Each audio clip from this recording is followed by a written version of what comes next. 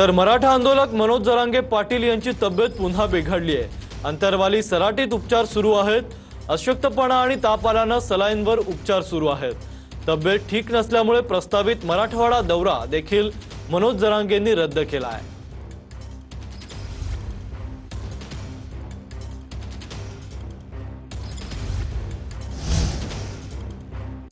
तर मुंबईमध्ये आंदोलनाच्या परवानगीसाठी जरांगे आणि ओबीसी समाजाचंही पत्र पाहायला मिळतंय।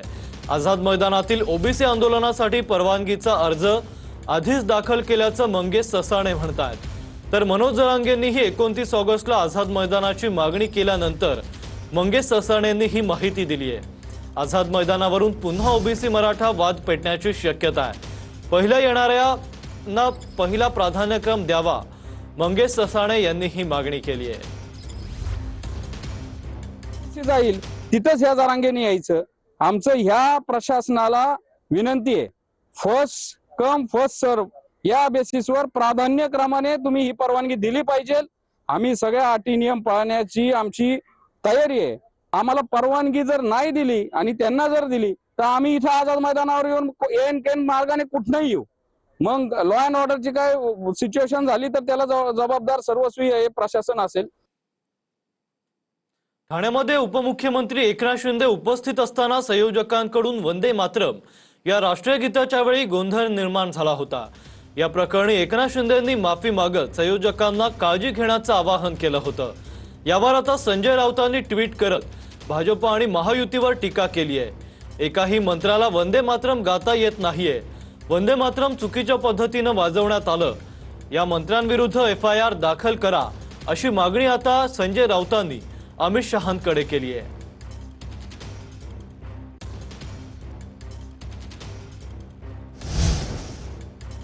पुणे महानगरपालिकेचे नगरसेवक अमोल बलवडकर यांच्याकडून चंद्रकांत पाटलांच्या मतदारसंघातील विकास कामाची चौकशी करण्यात आली आहे। विकास कामाची चौकशी करण्याची मागणी केल्यानं माझ्या प्रभागाचा निधी शून्य केला असा आरोप आता पुणे मनपातील राष्ट्रवादीचे नगरसेवक अमोल बलवडकर यांनी केला आहे।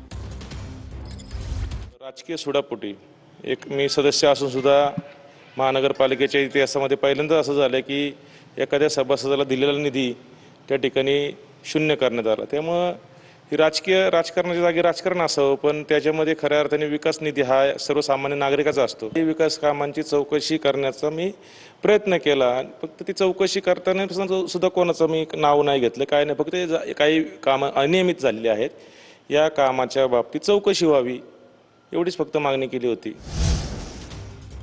बीड जिल्हा रुग्णालयात सिझेरियन नंतर मातेच्या पोटात हातमोजे आणि रुमाल राहिल्याचा धक्कादायक प्रकार समोर आलाय।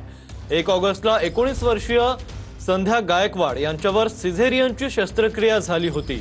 डिस्चार्ज मिळाल्यानंतर तीव्र पोटदुखी सुरू झाली आणि हा धक्कादायक प्रकार समोर आला।